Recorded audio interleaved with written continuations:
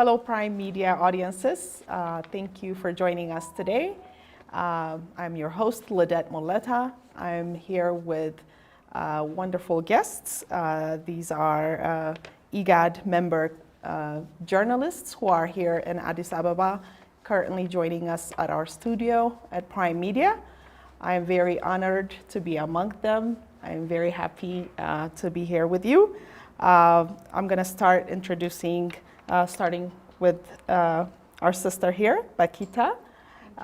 Dennis, Bakita is from South Sudan, and Dennis is here from Uganda.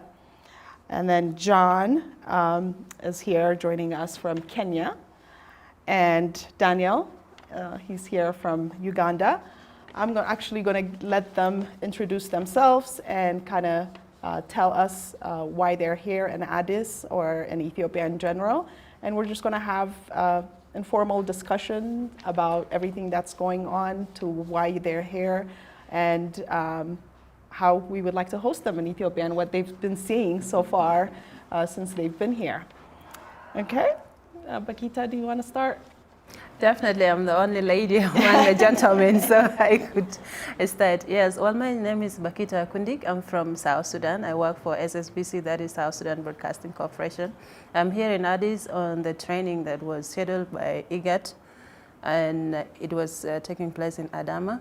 We finished our training today, and then we return back to Addis. Yeah. I'm Dennis Igor. I'm a journalist. I work for Uganda Broadcasting Corporation, which is a national broadcaster, So, yes, we're here for training. We've been in Adama, which is about 100 kilometers from here, 90 kilometers, for training that was tackling issues of conflict, the role of the media in conflict situations. And we've been here, and I think for us it was a great opportunity, because we came at the right time, because we have used Ethiopia as a case study in the whole issues of conflict. And thank you for hosting us. All right. My name is John Jacob Kuria. I'm from Kenya, a member state of the IGAD, and I work for the Kenya Broadcasting Corporation. It's the state broadcaster in Kenya. And I work there as a news anchor and a news reporter. We came here for the training, like my colleagues have said. Much more to know much about, peace and resolution of conflicts. And like Dennis says, Ethiopia is a perfect example, and we see it through the African eyes. So as we join you here to tell the story of Ethiopia and Africa from the African eye. All right, and I'm the last and the only one from private media. My name is Daniel Lutaya. I am a journalist with NBS Television in Uganda, and I'm glad to be here. By now, you should probably have an idea of what exactly we were doing, because we were going through the same training with them, but it has been a great 4 days of understanding issues to do with conflict resolution and peace building. But also it was a golden opportunity, given that we had a case study that was unfolding and happening at the same time. Thank you. That's great. Danielle, your tweet has gone viral. I think it was a tweet that you just tweeted once you got to Ethiopia, or how? I was actually 2 days in Ethiopia by the time I put out that tweet. But as a journalist, you'd like to analyze before you can put out anything. You have to be sure whatever you're putting out. So when I got to Addis, I did not see a lot of security presence.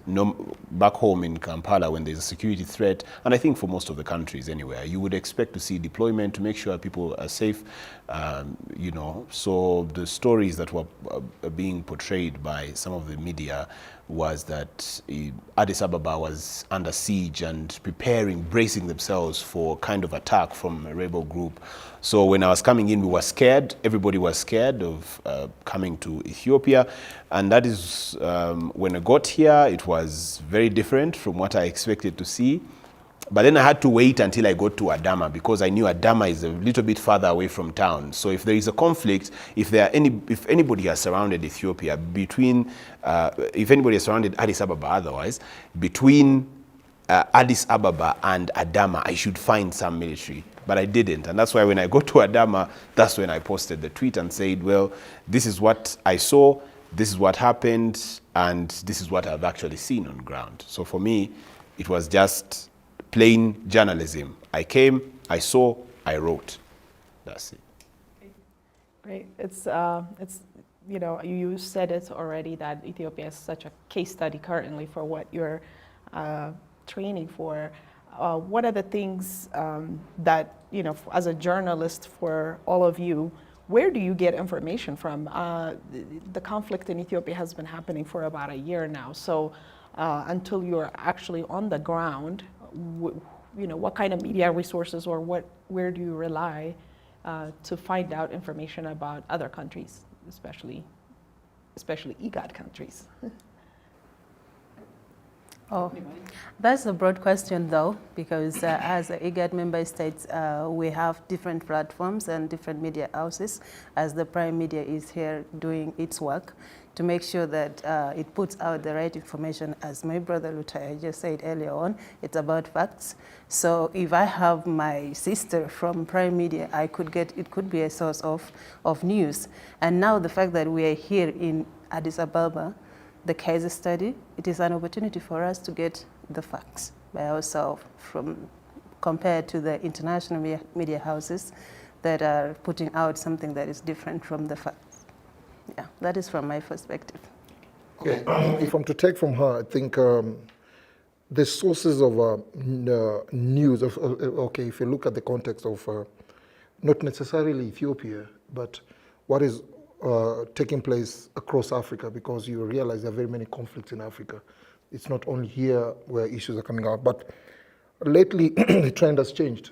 You know, in the past you rely so much on international media. They have the resources. They can have their satellites flying up there, thousands and thousands of feet. So they'll relay information to us from the way they want it to be aired. You know, but lately we have journalists. I call them citizen journalists. Journalists. Some of us have social media handles, like I have a Twitter account, and I also did the same. I think I followed the lead and I went viral like him. And I think now we are relying so much on, like for example, Twitter, a little bit of Facebook, so much, okay, a little bit of Facebook. I say Twitter is the number one. But the challenge that is coming out is that you can't verify, you know, the news that comes in, because human beings are so reactionary.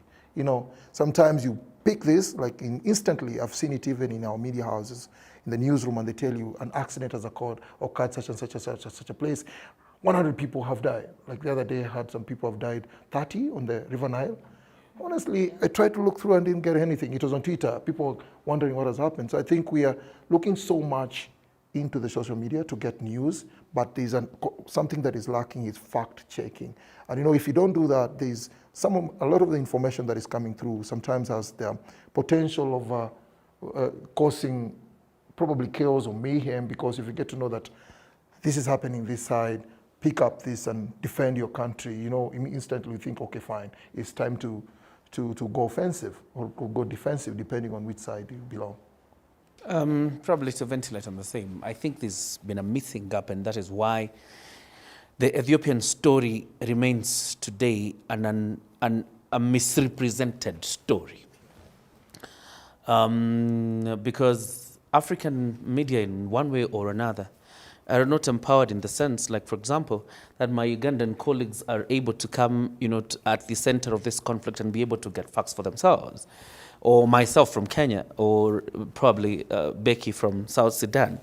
And those missing gaps in the African media have allowed a misrepresentation of the Ethiopian story. That is why people would have guts to come and write a story that the rebels are 25 kilometers away from Addis. They're almost overrunning the city. Another one runs a headline, Addis is under siege. And then we are here ourselves for more than 4 days. There's no siege. Everything is operating as it should. But then that is the story that is out there. But largely because, and I think that's the conversation we're having in the conference, that we need to empower the media more, particularly in this IGAD region, not because that violence or conflict is exclusive to us in these member countries, but Africa needs to empower its media to the sense that the resources they need are available to be deployed in such situations, so that we tell the African story. What I said, the African story through the African eye. Otherwise, if we continue the way we are continuing, that is why we continue seeing a misrepresentation of facts by people whose interest. And a Kenyan journalist was telling me yesterday when Daniel put up the tweet, because I replied to the same, the tweet that Daniel had put out. A Kenyan journalist told me what we need to be careful is the fact the reporter deployed by some of these media houses can only see the crisis or the conflict from the eyes of the person who sent them. So if that media house or the owners of that media house have an agenda in Ethiopia, they can only see the facts from the eyes of a person who deployed them. So they are not interested in fact. They are not interested in objectivity. They're not interested in how the conflict is coming up. They're only interested in seeing the conflict from the eyes of a person who sent them.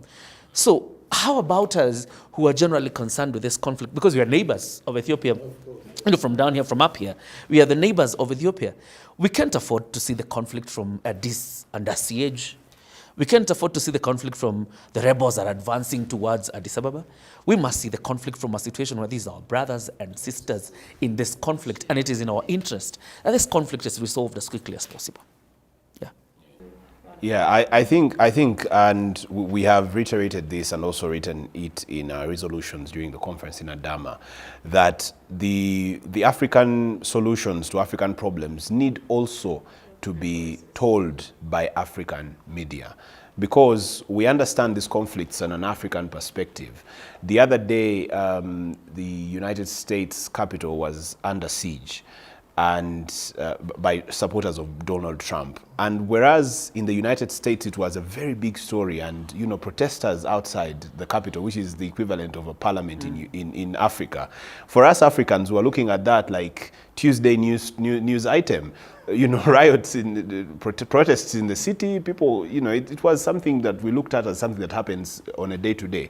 So it is important for us, the Africans, to tell the stories, because whereas somebody sitting somewhere else who is not on the continent may think something is overblown and very big, on an African standpoint it could be something very minute and something that can be resolved with African solutions, but also with African media. So the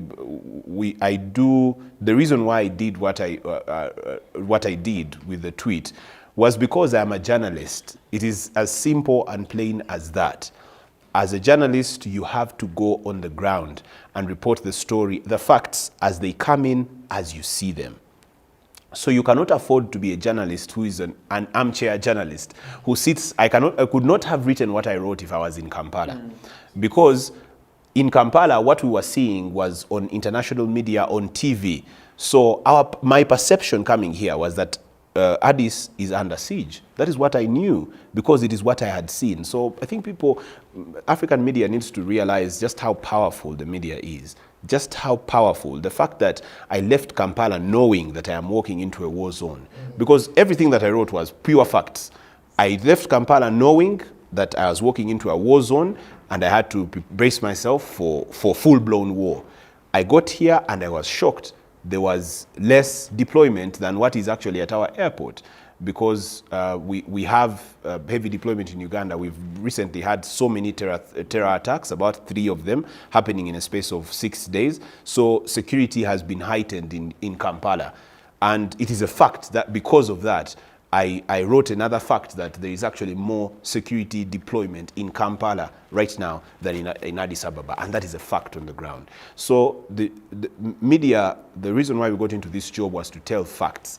It does not serve anybody's interest if you do not tell the facts, because whatever facts we tell are what the international community is going to be basing on, are what investors are going to be basing on to come here, are what tourists are going to be basing on to come to our countries. Everything, the economy, the trade, nobody no Ugandan trader will want to come and trade in Ethiopia if the stories that they're seeing about Ethiopia are that it is under siege. If indeed the city is under siege, then journalists should be able to write that. But if the city is actually not under siege, a journalist needs to write and say it is not under siege. And that's our call to duty as journalists. And probably to add to the same, my call to African governments is to open up the channels of communication, in that this information is easily accessible to these media houses, in that when you want to report, there's an authority from government that is able to give a true account of the issue. In the sense that, for example, if IGAD had not organized this meeting, probably would also be believing the stories being Yes, told exactly, like the way we were told. about Addis being unsafe. But we are here, we've come here, we've been able to see for ourselves that Addis is safe. So I think it's also possible, it is also advisable that African governments also open up channels of communication, in that if there's anything I need from Uganda, for example, there's a government minister that I can call in Uganda and they will tell me this is what is happening on the ground. If Daniel needs anything in Kenya, probably I just need to connect him to the Minister for ICT in Kenya, and they're able to get a true account of issues happening there, so that the stories are told fairly and accurately. Yeah. I also pick it from him, and I think there is a famous Swahili saying, okay, I've talked to a couple of, I've attended so many of these lectures, and it's a catchphrase that is related to our profession.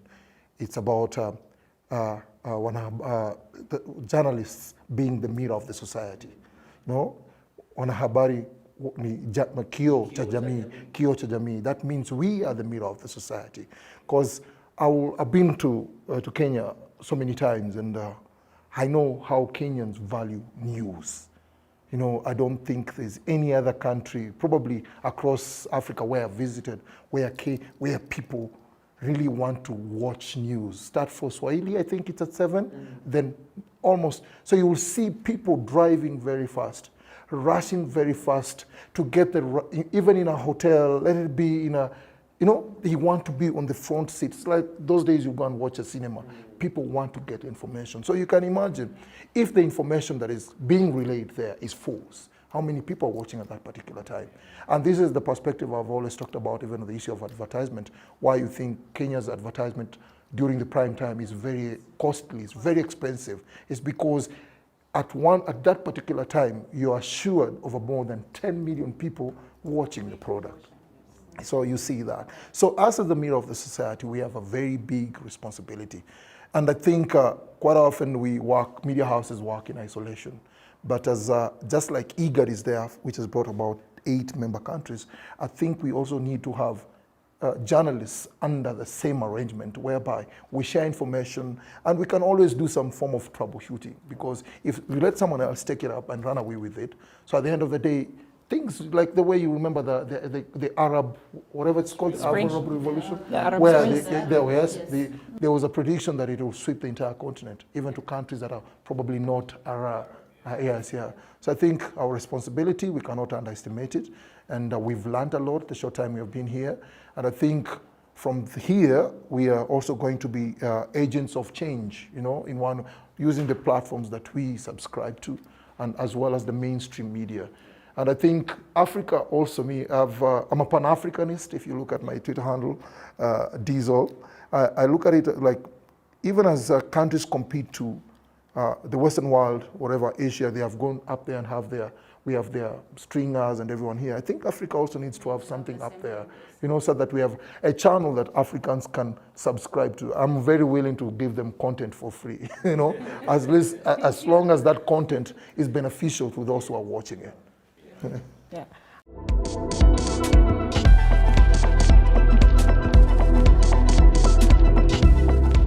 I think, John, you brought up 2 points, you know, when you were saying with the conflict in Ethiopia, you know, the rebels, you know, when you're looking at with the eyes of a journalist sent by, you know, an organization or a client, they want you to bring a product, like you said about, you know, they want you to go and bring them news that they want to hear, versus when Africans are reporting it, they're looking at it in a position of, okay, these are Ethiopians, these are all my brothers and sisters.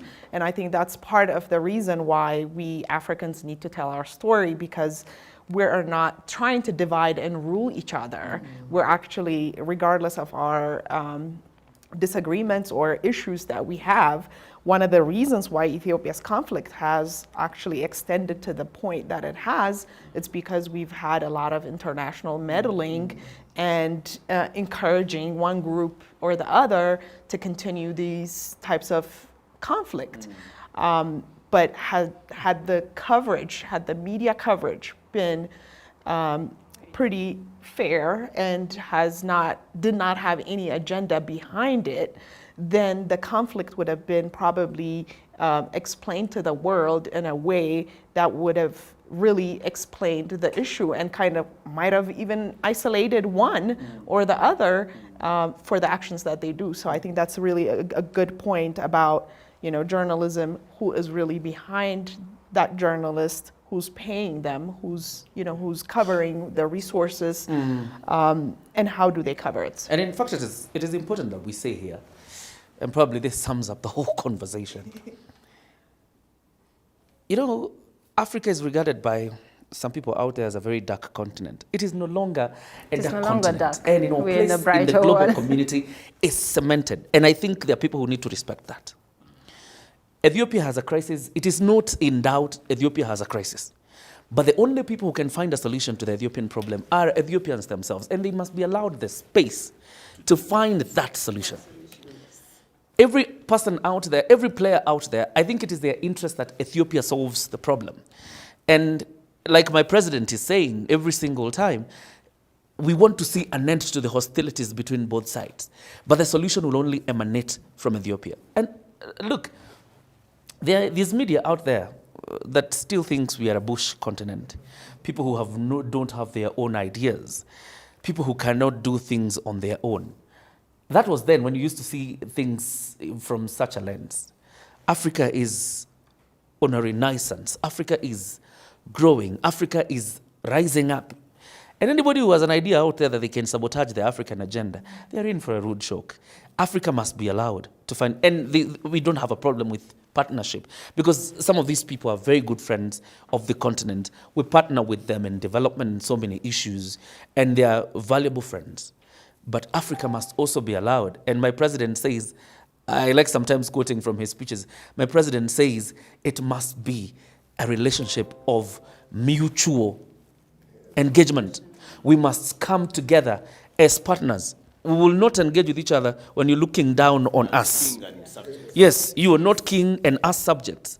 We will engage with each other on the same table as partners. And that is what those who are trying to interfere with the Ethiopian matter need to realize, that we are going to engage with each other, and I'm talking about Africa because I'm not Ethiopian. Yeah. I'm talking about Africa and IGAD, for example, that even when we are engaging with our friends out there, we will engage with each other on mutual respect and as partners, not as subjects.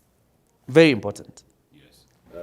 Also, to add on what my friend John has just said, there is need for cooperation. When I tell the story of Ethiopia, like my friend did yesterday, but he tweeted and it went all over. There is more reason for us to collaborate, work together as a team, as IGAD member states, as Africans, to push our messages. There is need to create a platform as indigenous people of Ethiopia. Ethiopians need to start it by themselves, and then it will be supported by the Africans so that we can change the narrative. Because what the international media houses are doing, it's something that is outrageous. I could call it maybe they are into recolonization of Africa in different form because of the things they're stating out there. I think for me, the African challenges that we face are vast. There are so many. Every African country has its problems. There are about, right now, last time I checked, about 3 or 4 different rebel groups in Uganda that are fighting. We had LRA. Fighting was going on, but we were in Kampala studying. I actually studied all the way through the LRA insurgency. It's a 20-year war. It was bad. This Ethiopian war started November last year. It's just 1 year old. We had 20 years of conflict in northern Uganda. And the northern part of Uganda has never been the same again. Northern Uganda is behind by 20 years because of that conflict. When you go there, it is one of the few regions in the country that still has huts. People still live in hut houses because of that conflict. In the end, as Ugandans, we've not gained out of northern Uganda being behind. So just using that as an example, I think Ethiopians need to find a solution to their problem. And I always say that the solutions rarely come at the barrel of a gun, because even after everybody has fought, if you decide to fight it out, you will fight it out. World War II, people fought, 5 years of war, the whole world was fighting, countries were beating each other left, right, and center. After the war was done, they still sat at the table and created the United Nations. So regardless of how much you postpone the discussions on a round table, they will happen. Even after the war, you will still have to sit down and discuss. So why don't you just sit down now at the round table now, before thousands of people are dead? So just imagine if the world had sat down and created the United Nations in maybe 1941, right after the war had started. 1939, World War started.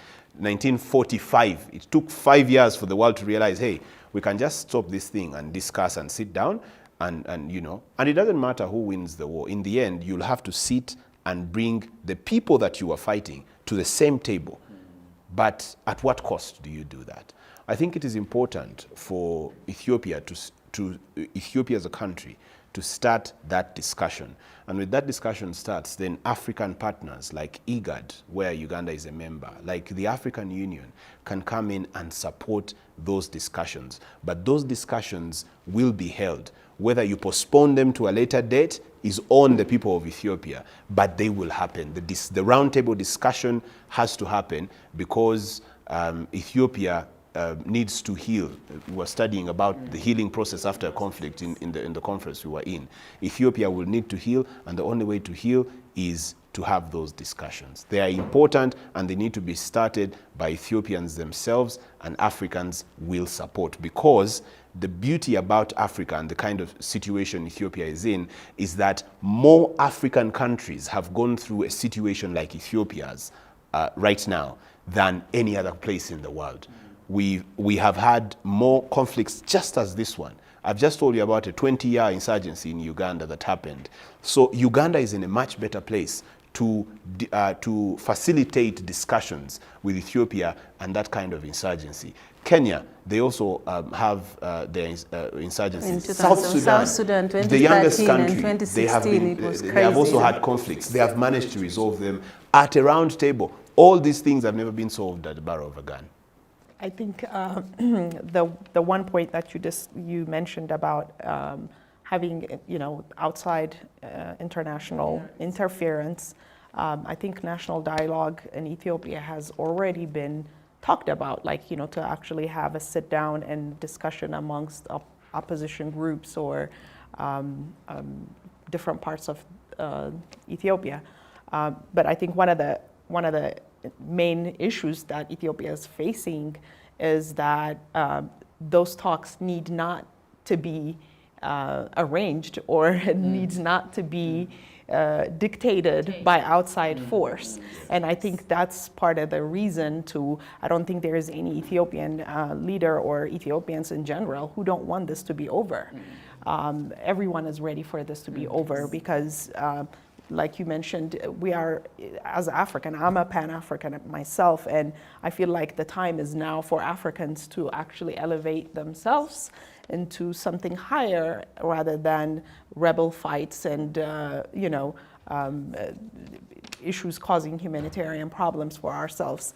So I think everyone wants that conversation, but those conversations actually happen when the people, the citizens within push for it and not for other international meddling to say, if you don't do this by today, then you're losing, X, Y, and Z because you're now dictating it. I think one of the, anyone would like to tell us about IGAD's journalists? Has this program been around since IGAD started, or has it been something new with journalists?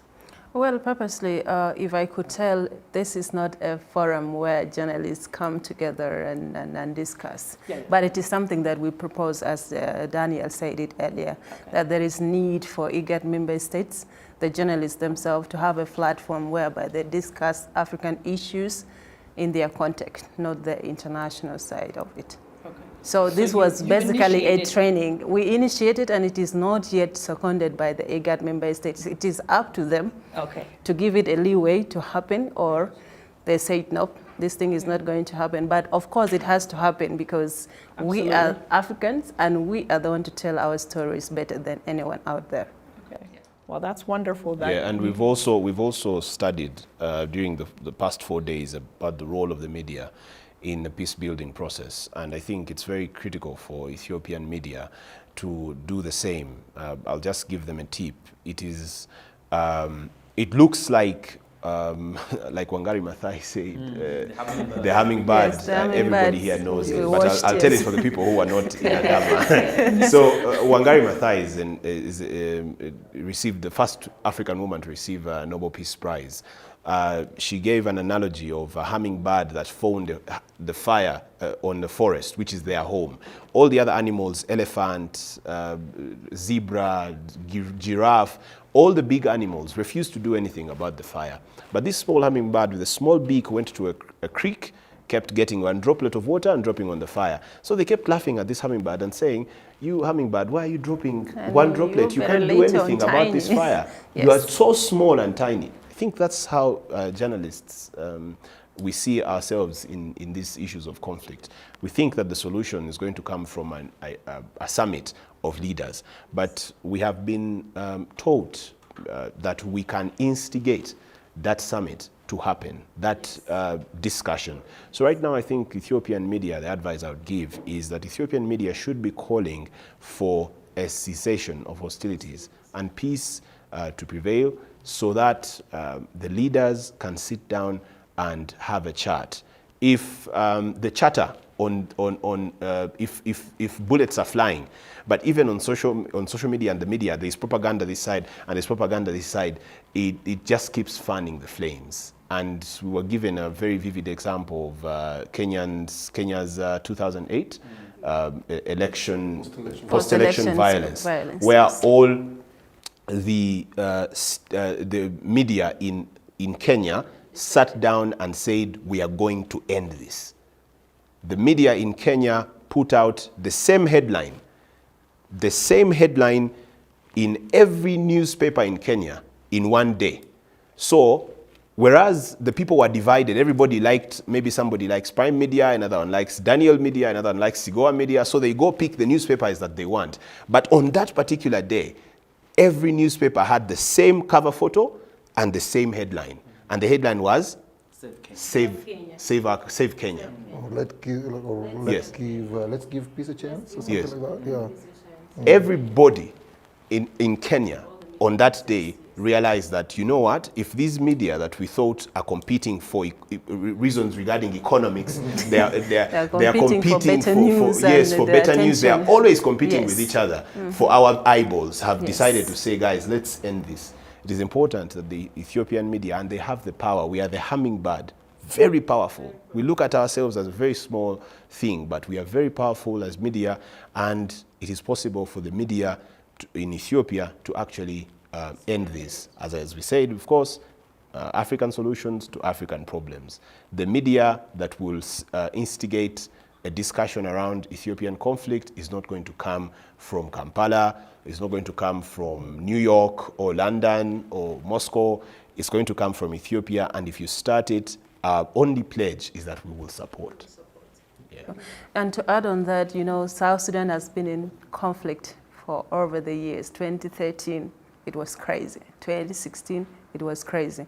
But what the media houses decided, as the Kenyan did, was that we came up with a program whereby each and every tribe, we are 64 tribes, very big compared to any other African country.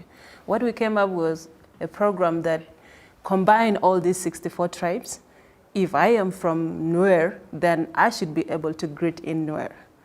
if I am a Dinka, I should be able to greet in Dinka. It was initiated and people came together and realized South Sudan was first. Before anything else, your country first. So the same thing could be translated into Ethiopia. Ethiopia first before any other ethnic line or the war that is going on. Yeah.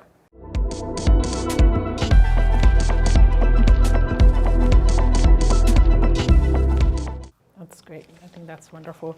I know we're probably going to have to wrap up shortly, but do you guys envision a media, maybe under African Union or IGAD or anything? I mean, this has been there's been chatters how, this is needed, because when you trace back the big media, international medias, one of the main things that they have is they have the same agenda or policy, or they have the same corporate backing.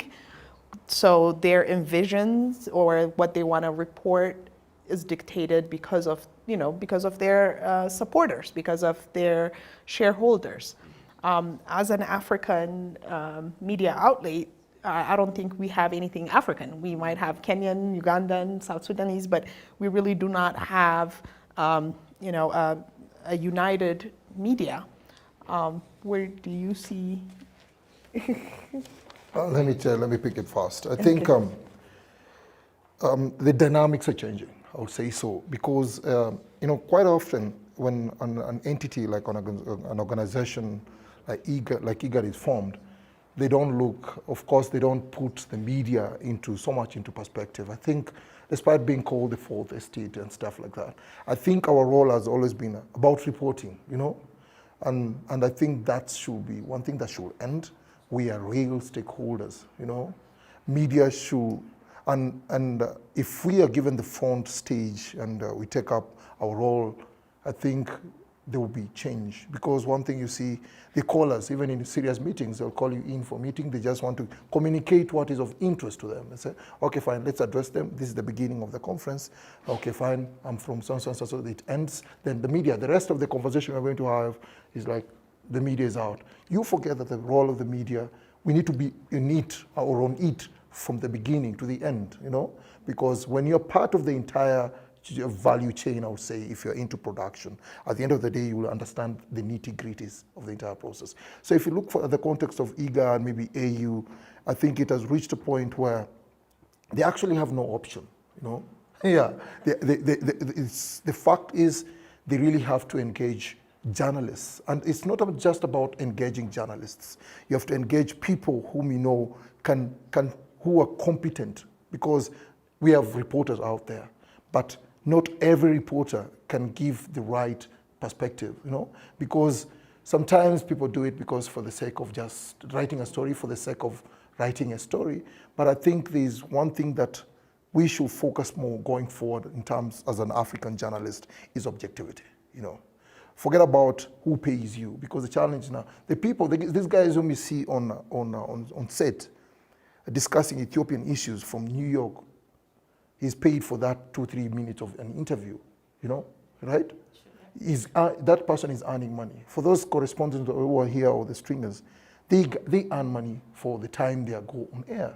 So now, so what you see on air is basically so commercial, So we need help. It's high time we do the real stuff, and that's, I pick it from Dan and the entire team that is here, is that the African story needs to take a new twist, and we need to do the positive work.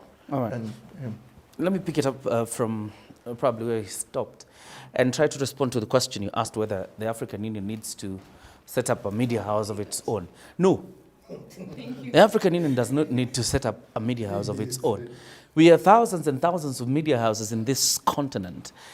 What we need is constructive engagement by the African leadership with the media. For example, this was a first of, journalists being trained under IGAD. And our prayer to them was, let things be perpetual. Let us meet perpetually to take stock of what is happening in Africa. And then there's a constructive engagement to know where our conflict is, what is the media doing. And that is what also the African Union needs to do. And I want to call upon the African leaders who are watching this, including the Honorable Prime Minister of the Federal Democratic Republic of Ethiopia. Engage the media constructively, particularly in Africa. There's a tendency amongst African leaders that they only grant interviews to some of these fellas who are writing these funny stories about Ethiopia or about Kenya or about Uganda. If I ask them for an interview, it won't come through. But if this fella rings and they want an interview, they actually will get it. So what we don't want an African Union media house. We want a constructive engagement with our African leaders to tell the African stories. And we don't want access to them so that every time, if I need to see Prime Minister Abiy, I'll be knocking at his palace outside here because I have other jobs to do. Yeah? Or if I need President Uhuru Kenyatta, I just show up at State House and I want to interview the president. But we are asking, in terms of when there are these conflicts, and not just when there's conflict, when there's a national issue or an important regional issue that needs to be explained to the public, it is important the media is engaged constructively. It is not fair. The only time journalists will meet is when the African Union heads are congregating in Addis Ababa because of the, the extraordinary summit of African leaders.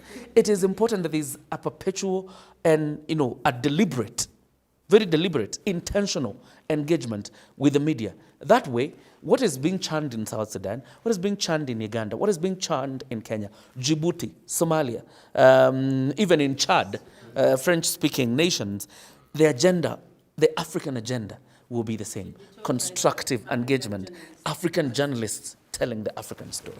Yes, it is important. And I have hope that the conflict will end. There is no perpetual conflict on this earth. I have hope that it will end. I also pray that it ends in less bloodshed and more dialogue, more discussions. But I know that the media is very powerful. And I think African leaders also sometimes just keep saying, oh, that's just propaganda. Yes. So you see something is out there on social media and you think that is just propaganda. But it's not just propaganda. You're saying it is just propaganda because you know it from your standpoint. You have not, the person at the grassroots, the lowest maybe person in the country does not know that it is propaganda. They cannot analyze this. They probably don't have an education that is good enough for them to sieve through on their own.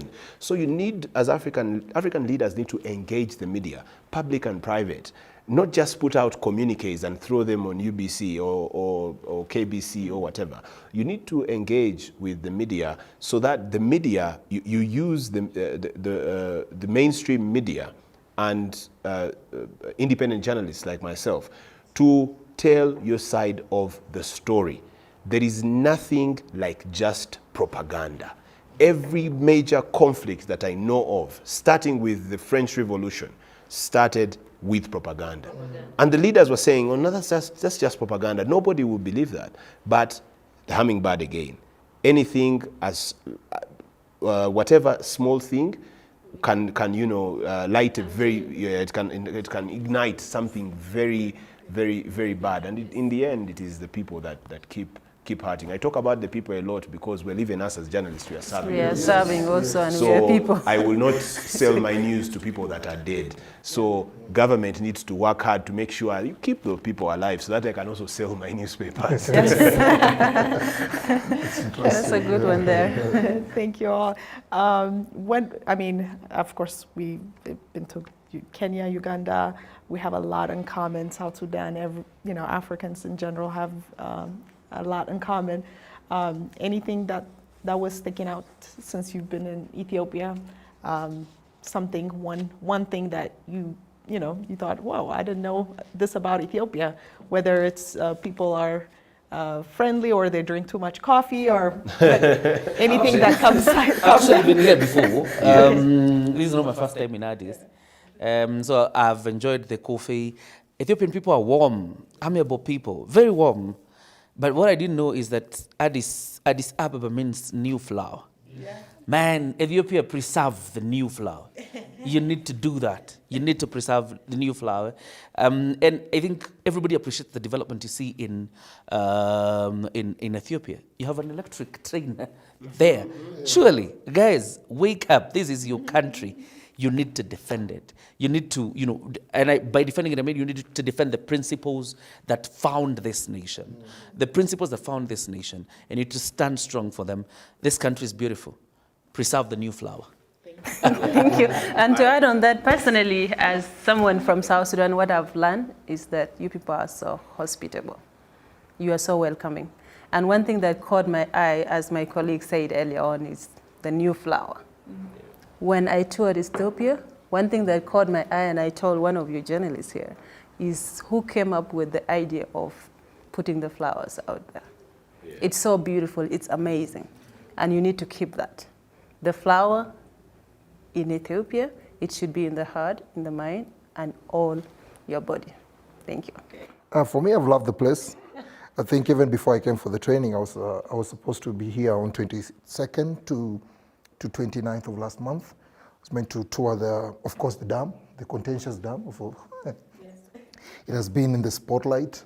So I think I'm still coming back because I saw on my Twitter handle someone promising to bring me back very soon to go and check it out. But then I have on my arm, I have 2 bands. And these 2 bands, some people ask me, why do you have them all the time? It has a message here. And the first thing is like, let's strengthen our nation together. It's written here. Then the lower one is there's so much more to do. So basically the message is this, there's so much more for us to do.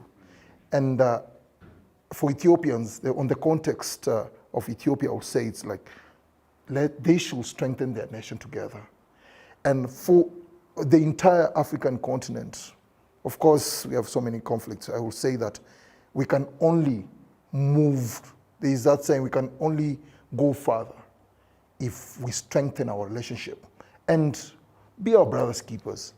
That is how it is. When you see the situation is getting out of hand, we can all have the mediation thing, and definitely Africa is beautiful and Ethiopia is extremely beautiful. I've been to so many places around today, and it's amazing. I really look forward to returning.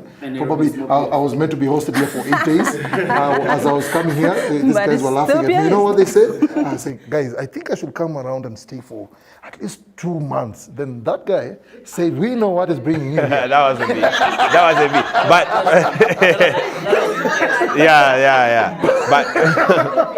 But I am also glad. I'm also glad that I managed to come. This is my first time. It's my first time being in Ethiopia, and one of the things I've liked really is, first of all, it's quite cold.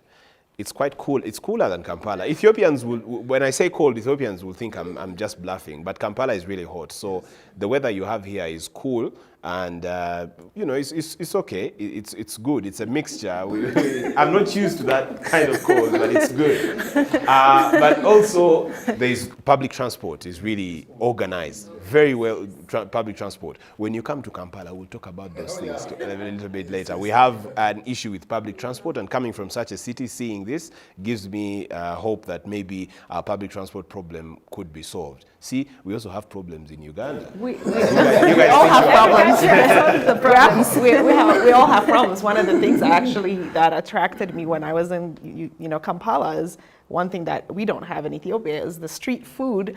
Chicken everywhere being made, and I was like, wow, we don't have that in Ethiopia. We don't have that in Addis. And we don't have chicken, and on the streets. I think and that can I was take this opportunity to invite every Ethiopian who is watching us to Nairobi. It's a beautiful place also.